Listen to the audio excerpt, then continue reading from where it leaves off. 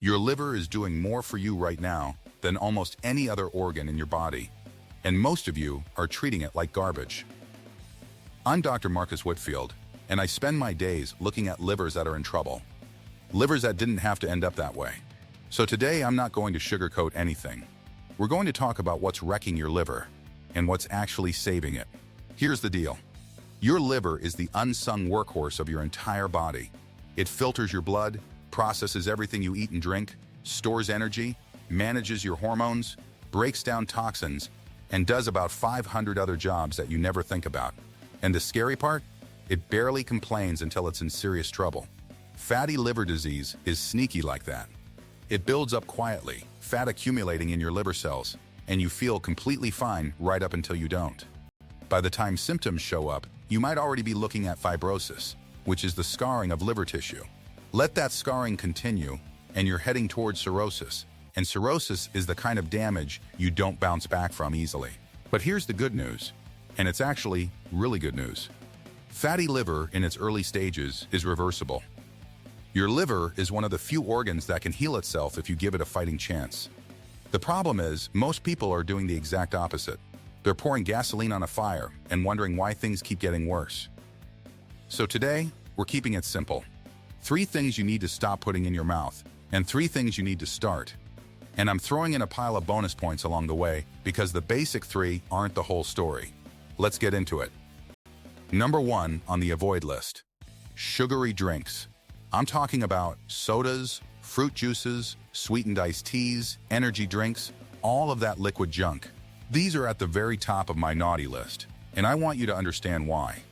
When you drink a soda, you're flooding your system with sugar in a form that hits your liver harder and faster than almost anything else. A lot of this sugar comes as fructose, and your liver is basically the only organ that can process fructose. So all of it lands directly on your liver's doorstep. When there's too much of it, your liver converts the excess straight into fat. That fat gets stored right there in the liver cells. Do this day after day, can after can, and you're literally building a fatty liver one sip at a time. Now here's the question I get hammered with every single time. But doc, what about diet soda? It's got no sugar, so I'm fine, right? Wrong. I hate to be the one to break it to you, but diet sodas are not the loophole you want them to be. They're packed with artificial sweeteners, things like aspartame and sucralose, and a growing pile of research suggests these chemicals mess with your gut microbiome. Your gut and your liver are best friends. They talk to each other constantly through what we call the gut-liver axis. When you trash your gut bacteria with artificial junk, your liver feels the ripple effects. Plus, those sweeteners can keep your sugar cravings cranked up high, which sabotages you in 100 other ways. So no, swapping regular soda for diet isn't winning. It's just losing a little slower. I'm going to say something that might sound dramatic, but I mean every word of it. Soft drinks are liquid poison. That's how I think of them. So what do I actually drink? Water, plain and simple. Sparkling water when I want something with a little fizz and personality. Black coffee. Tea, that's my whole lineup, and my liver thanks me for it. Let me also call out fruit juice specifically, because it wears a health halo it doesn't deserve. People think because it says 100% juice and comes from fruit that it's somehow good for them. Here's the brutal truth. When you juice a fruit, you strip out the fiber and leave behind a glass of concentrated sugar. A single glass of orange juice can have as much sugar as a soda, and without the fiber to slow it down, it slams your liver just as hard. Eat the whole orange. Don't drink it. The fiber matters, and juicing throws it in the trash. Let me throw in a bonus avoid here that fits right alongside sugary drinks. Alcohol? I know, nobody wants to hear it.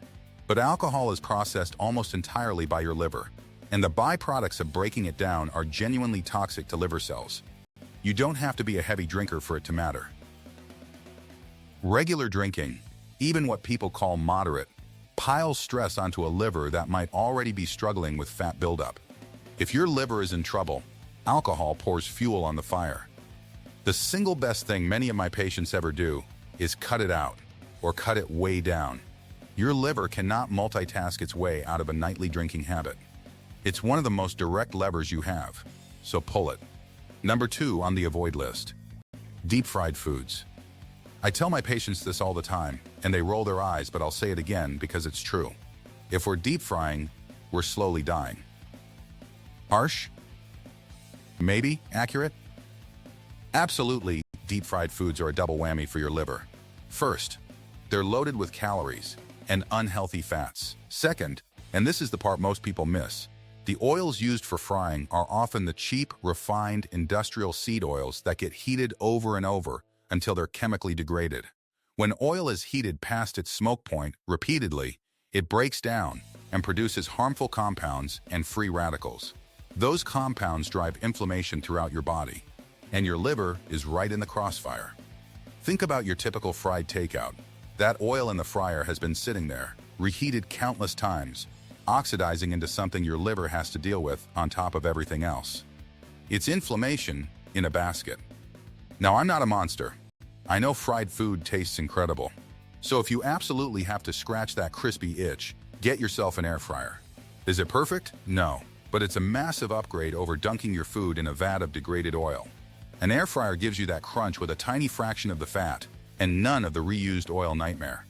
And when you do use oil, even in the air fryer, choose smart. Go for high smoke point oils that stay stable under heat. Avocado oil is fantastic. Ghee works great. Refined coconut oil and refined olive oil hold up well too. The key word there is the smoke point, the temperature at which the oil starts to break down. Pick oils that can take the heat without falling apart and turning on you. Here's a bonus avoid in the same family. Trans fats and hydrogenated oils.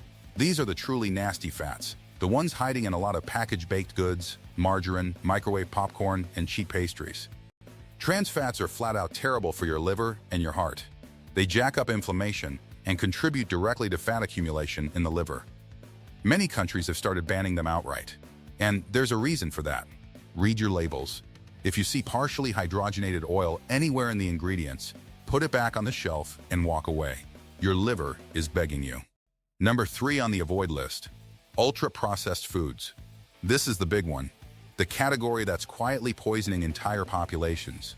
I'm talking about chips, candy, sugary cereals, hot dogs, packaged snacks, instant noodles. All those colorful boxes and bags engineered in a lab to be impossible to stop eating.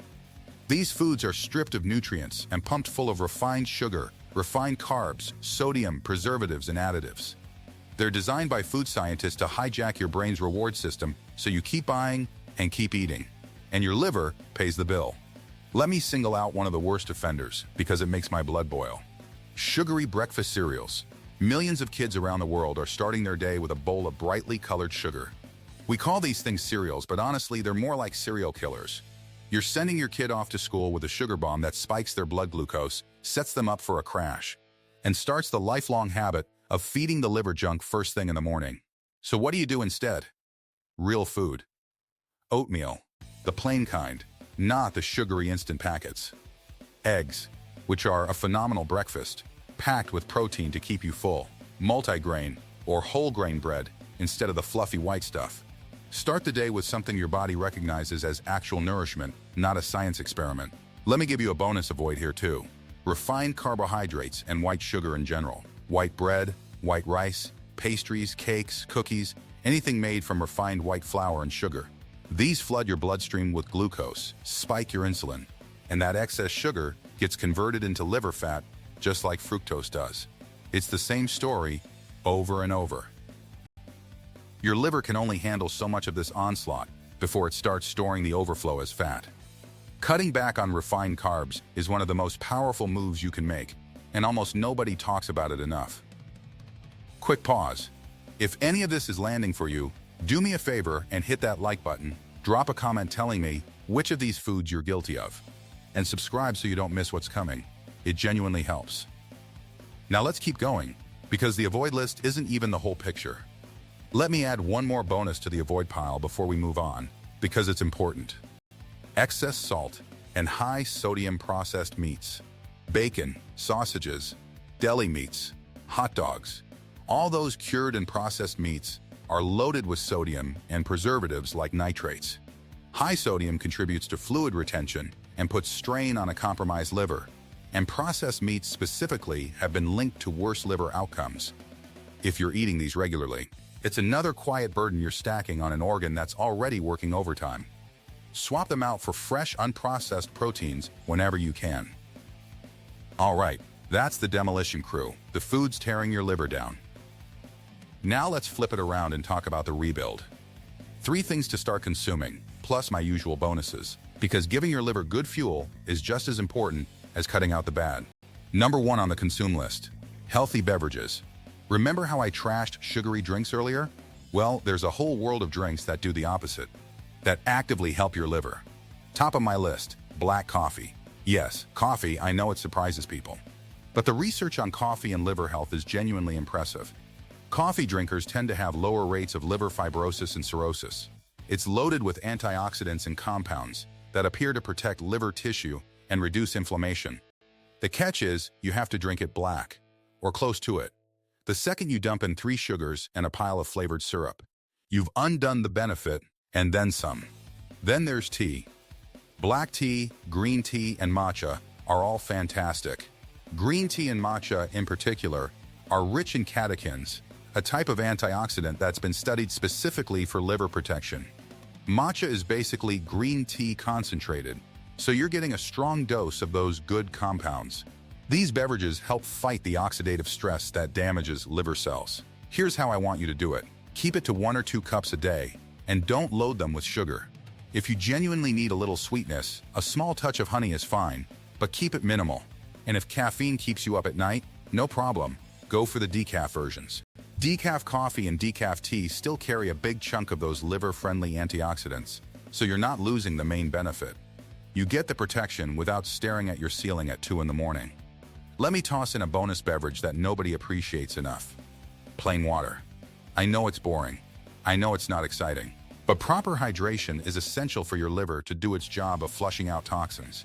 When you're dehydrated, everything in your body works harder, including your liver.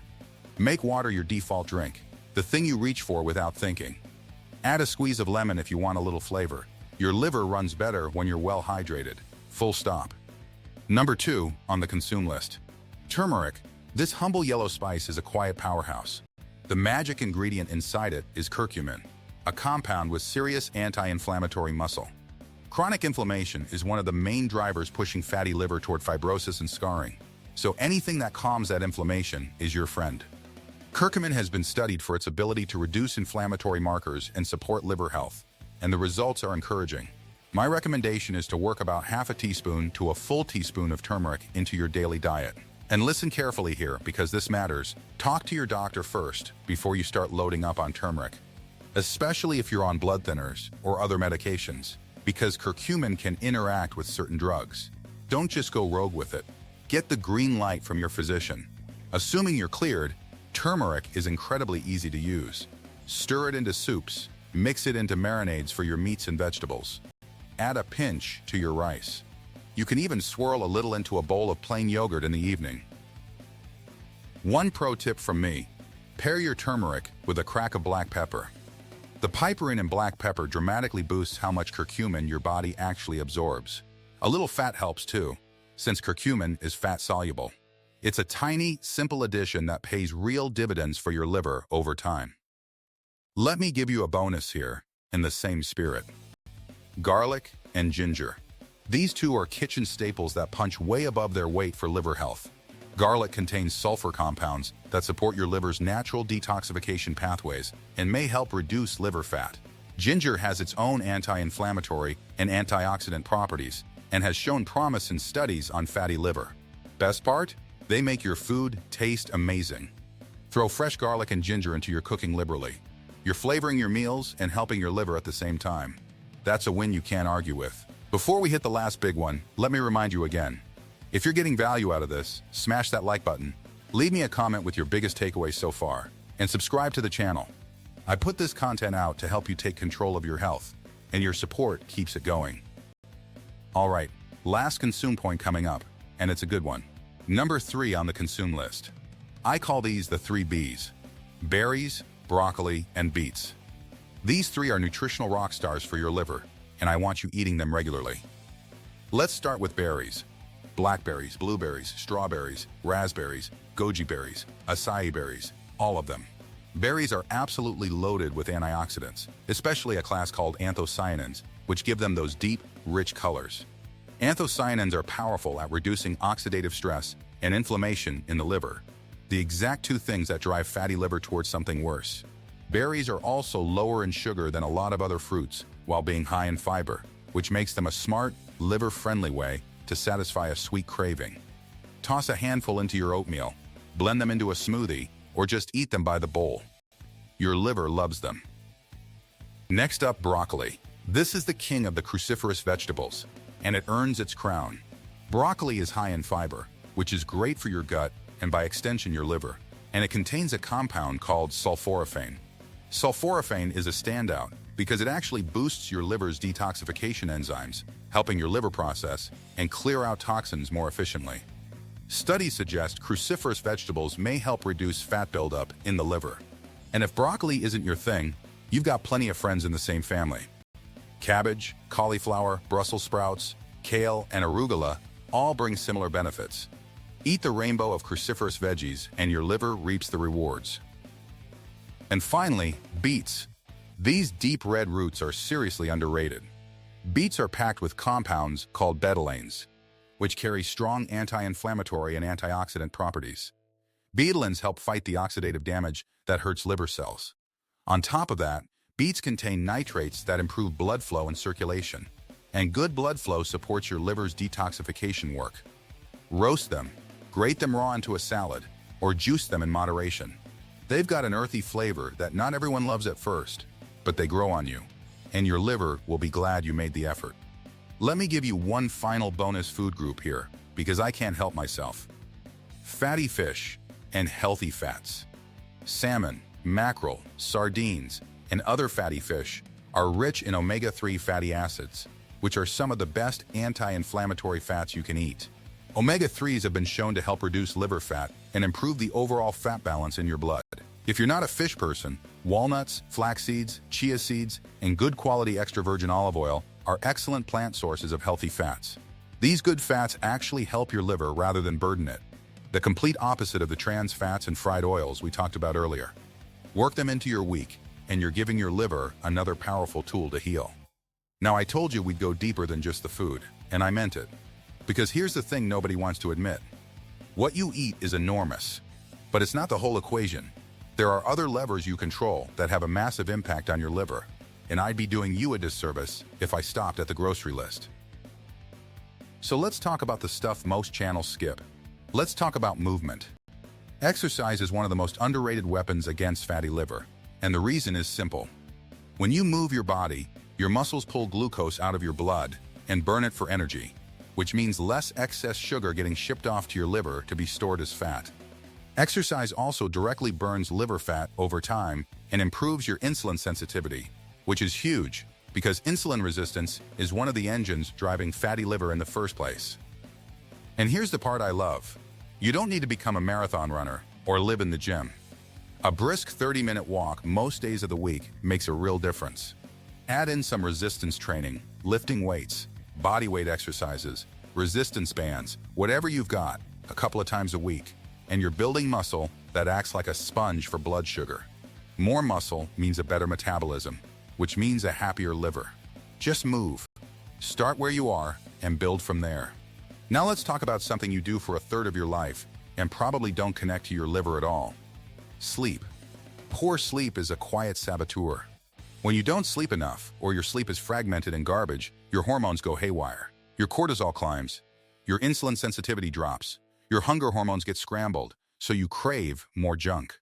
And your body's natural repair processes get cut short.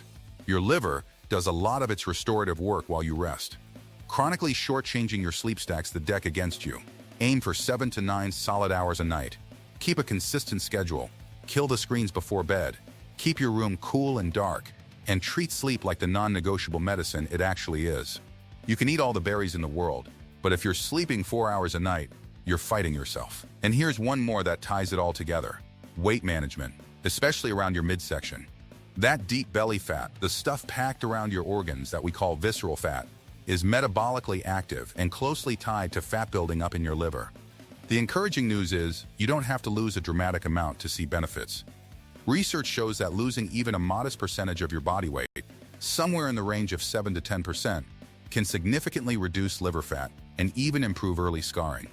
You don't need to chase some impossible ideal. Steady, sustainable loss through better food and more movement. The exact things we've been talking about does the job. Slow and steady wins here. Crash diets and extreme starvation can actually stress your liver. So don't go to war with your body. Work with it. Quick check-in, because I know we've covered a ton. If you're still with me, you're clearly serious about your health, and I respect that. Do me that favor one more time, hit like, leave a comment telling me which lifestyle change, the food, the exercise, or the sleep you're going to tackle first, and subscribe so the next video finds you. Let's keep rolling, because I want to clear up some dangerous nonsense before we wrap. Let's do some myth busting, because the internet is absolutely drowning in liver garbage, and people waste money and hope on it every single day. Myth number 1. Detox teas and liver cleanses. You've seen the ads. Some product promising to flush the toxins out of your liver in 3 or 7 days and leave you glowing and brand new. Let me be blunt, it's a scam. Your liver is your detox organ. It does not need some overpriced tea to do its job. What it needs is for you to stop poisoning it and start feeding it well. These cleanses often do nothing at all, and some can actually harm your liver. Save your money. Real liver health comes from the boring, consistent stuff, not a magic potion. Myth number 2. Supplements can fix everything. People love the idea of popping a pill instead of changing their habits. And look, certain supplements have some evidence behind them, but they are not a substitute for the fundamentals, and many liver supplements on the market are unregulated, untested, and occasionally dangerous. Some have actually caused liver damage, which is a brutal irony. Before you take anything aimed at your liver, talk to your doctor. Don't trust some influencer who's getting paid to sell you capsules. Food first. Lifestyle first. Supplements only with medical guidance. Myth number 3, and this is a sneaky one. I'm skinny, so I can't have fatty liver. This is flat out wrong, and it's dangerous because it makes thin people complacent. You can absolutely have what we call lean fatty liver. Plenty of people at a normal weight have fat building up in their liver because of a junk diet, sugary drinks, lack of exercise, or genetics. The scale is not the whole story. So whether you're heavy, thin, or anywhere in between, the same principles apply. Don't let a normal waistline fool you into thinking your liver is automatically fine. Myth number 4. Liver damage is always permanent, and there's no point trying. Wrong again. And this one breaks my heart because it makes people give up. In its early and middle stages, fatty liver is remarkably reversible. Even some fibrosis can improve when you remove the source of damage and support healing. Your liver wants to regenerate. It's one of the most forgiving organs you have. The point of trying is enormous. It's almost never too late to make things better, so don't you dare give up before you start. Now let me pull this all together, because I don't want you walking away with just a list. I want you walking away with a mindset. Here's the truth about liver health. It's not about one magic food or one villain ingredient. It's about the overall pattern of how you live, day in and day out. Your liver responds to consistency. One soda isn't going to give you cirrhosis, and one bowl of blueberries isn't going to reverse years of damage. But the steady drumbeat of your daily choices, that's everything. That's what builds a fatty liver, and that's what heals one. Think of it like a balance scale. On one side, you've got the damage, the sugary drinks, the fried junk, the ultra-processed garbage, the alcohol, the refined carbs, the bad sleep, the sitting around all day. On the other side, you've got the repair, the coffee and tea, the turmeric, the berries and broccoli and beets, the healthy fats, the clean water, the movement, the rest. Every single thing you do is a weight you're placing on one side or the other. Your job is to keep that scale tipped firmly toward repair. You don't have to be perfect. Nobody's perfect. But you do have to tip the balance in the right direction most of the time. And I want to remind you why this matters so much. Fatty liver disease is exploding worldwide. It's becoming one of the most common chronic conditions on the planet, and a huge number of people walking around with it have no idea. They feel fine. They've got no symptoms. And that's exactly what makes it so dangerous, because by the time the liver starts sending distress signals, real damage has often already been done. Fibrosis, scarring, and in the worst cases, cirrhosis or liver cancer. You do not want to be on that road. And the beautiful thing is, for most people, you don't have to be. Your liver wants to heal. It's practically begging you to let it. It's one of the most regenerative organs in your entire body. Give it a break from the constant assault of sugar and processed junk. Feed it the antioxidants and anti-inflammatory foods it craves. Move your body, get your sleep, and it will often bounce back in ways that genuinely surprise people. I've seen patients turn their liver health completely around just by changing what's on their plate, in their glass, and in their daily routine. No miracle drug. No expensive supplement. Just real food, real movement, real rest, and a little discipline. So here's what I want you to do, starting today, not someday.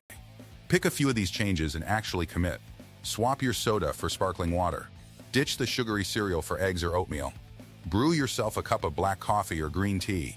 Throw some berries and broccoli into your weekly shopping. Add a pinch of turmeric to your dinner. Take a 30-minute walk. Get to bed an hour earlier. You don't have to overhaul your entire life overnight. Stack small wins, let them build, and watch the momentum carry you. Your liver doesn't need perfection. It needs you pointed in the right direction and keeping at it. And let me leave you with one last bit of bluntness, because that's what I do. Nobody is coming to save your liver for you. Not a pill, not a quick fix, not some trendy detox tea that promises to flush out toxins in 3 days. That stuff is nonsense. The real work happens in the small, boring, repeated decisions you make every single day at the grocery store, in your kitchen, at the dinner table, in your gym shoes, and in your bed at night. It's not glamorous, but it works. It's the only thing that works. Take ownership of it. You've now got the full playbook. The 3 foods to avoid: sugary drinks, deep-fried foods, and ultra-processed foods, plus my bonus warnings on alcohol, fruit juice, trans fats, refined carbs, and processed meats. And the 3 foods to embrace: healthy beverages, turmeric, and the 3 B's of berries, broccoli, and beets, plus the bonuses of water, garlic and ginger, and fatty fish with healthy fats. And on top of all that, the lifestyle game changers: exercise, sleep, and weight management, plus the truth about all those liver myths that waste your time and money. That's a complete practical strategy you can start using the moment you finish watching this. I'm Dr. Marcus Whitfield, and I genuinely hope this helped you understand how much power you actually have over your own liver health. It's more than you think. If you found this valuable, please hit that like button. It tells me to keep making content like this. Drop a comment and let me know which change you're committing to first. I read them and I love hearing from you. And of course, subscribe to the channel so you never miss the next one, because I've got a lot more coming to help you live healthier and longer. Take care of that liver. It's the only one you've got.